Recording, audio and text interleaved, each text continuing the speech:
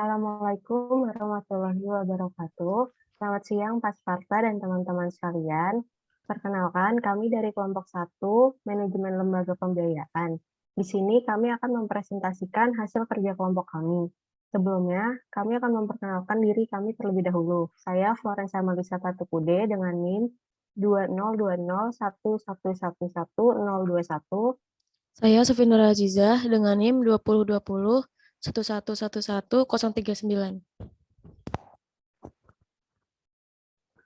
Keputusan Bersama atau SKB 3 Menteri RI, yaitu Menteri Keuangan, Menteri Perindustrian, dan Menteri Perdagangan, nomor KEP 122 MK-MK-4 nomor 32 M-SK-2 dan nomor 30-KBP-1-1974 pada tanggal 7 Februari 1974. Berdasarkan pasal 1 Surat Keputusan Bersama 3 Menteri menyebutkan bahwa leasing itu adalah setiap kegiatan pembiayaan perusahaan dalam bentuk penyediaan barang-barang modal untuk digunakan oleh suatu perusahaan tertentu berdasarkan pembayaran secara berkala, disertai dengan hak pilih atau opsi bagi perusahaan tersebut untuk membeli barang-barang modal yang bersangkutan atau memperpanjang jangka waktu leasing berdasarkan nilai sisa yang telah disepakati bersama.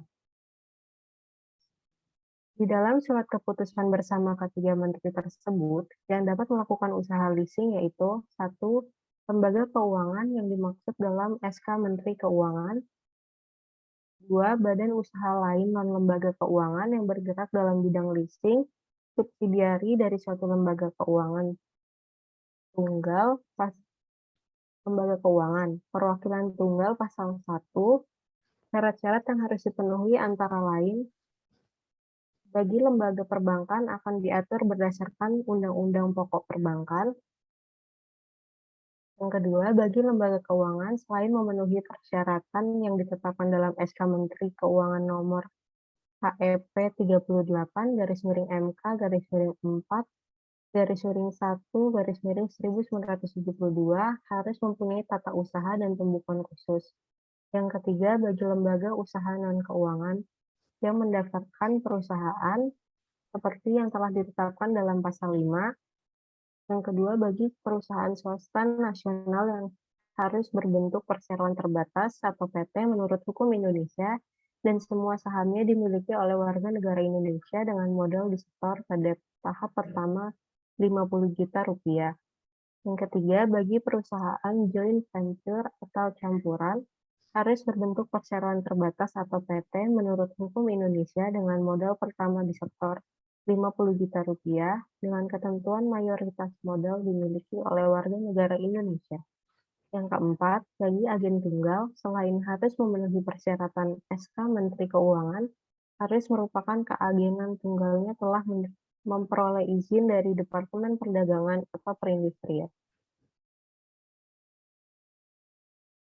Yang kedua, Keputusan Presiden Nomor 61 Tahun 1988, tanggal 20 Desember 1988, tentang lembaga pembiayaan yang kemudian ditindaklanjuti dengan Keputusan Menteri Keuangan Republik Indonesia atau KMK nomor 1251/KMK titik 013/1988 tanggal 20 Desember 1988 tentang ketentuan dan tata cara pelaksanaan lembaga pembiayaan.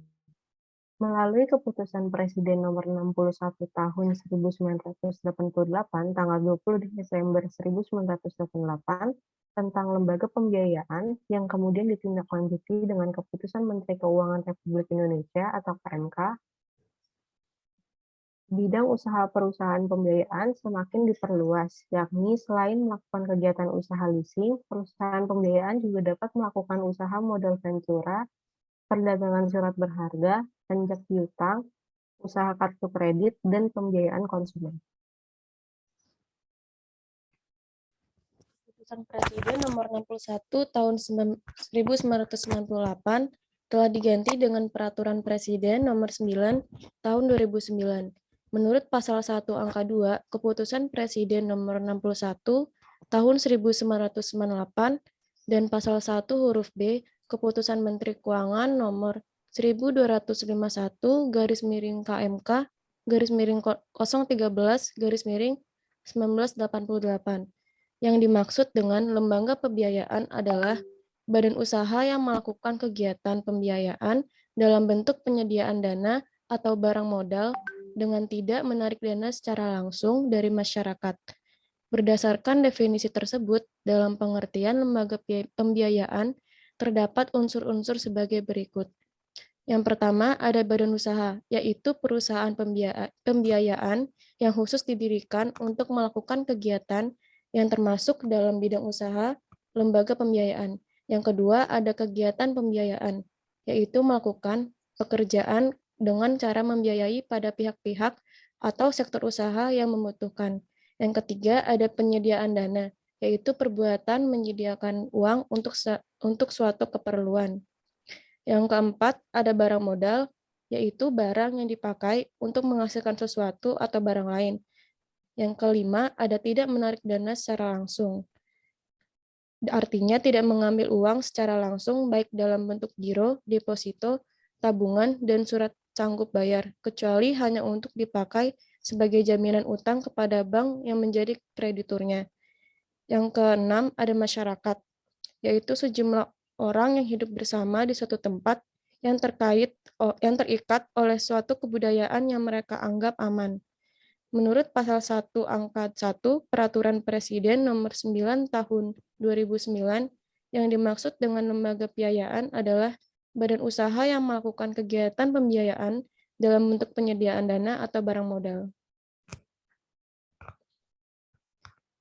Dana hukum dari lembaga pembiayaan dapat dipilah-pilah kepada dasar hukum substantif dan dasar hukum administratif. Yang pertama ada dasar hukum substantif, yaitu perjanjian di antara para pihak berdasarkan asas kebebasan berkontrak, yaitu perjanjian antara pihak perusahaan finansial sebagai kreditur dan pihak konsumen sebagai debitur.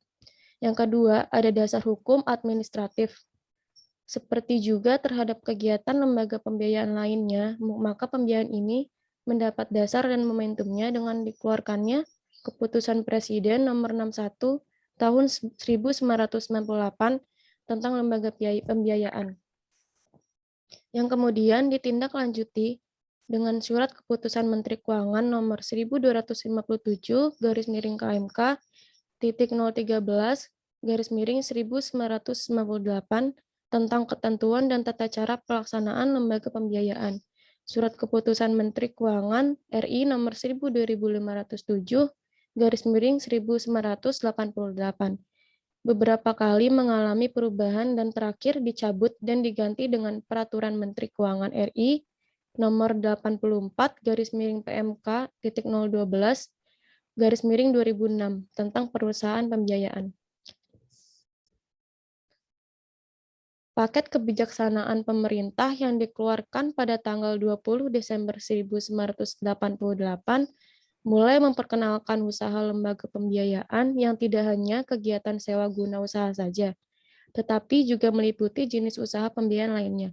Adanya Keputusan Presiden Nomor 61 Tahun 1988 ini, maka kegiatan lembaga pembiayaan diperluas menjadi 6 bagian usaha, yaitu yang pertama ada sewa guna atau leasing, yang kedua modal ventura atau venture capital, yang ketiga anjak piutang atau factoring, yang keempat ada pembiayaan konsumen atau consumer finance, yang kelima ada kartu kredit atau credit card, yang terakhir ada perdagangan surat berharga atau securities company. Dapat disimpulkan bahwa tumbuhnya industri leasing di Indonesia memiliki latar belakang yang sedikit berbeda dengan leasing di Amerika Serikat atau negara Eropa lainnya. Munculnya industri leasing di tanah air diawali dengan diterbitkannya Surat Keputusan Bersama atau SKB 3 Menteri RI, yaitu Menteri Keuangan, Menteri Perindustrian, dan Menteri Perdagangan nomor KEP 122 garis miring MK garis miring 4, garis miring 2, garis miring 1974. Nomor 32, garis miring M, garis miring SK, garis miring 2, garis miring 1974. Dan nomor 30, garis miring KPB, garis miring 1, garis miring 1974 pada tanggal 7 Februari 1974. Sekian presentasi dari kami, kurang lebihnya mohon maaf. Terima kasih.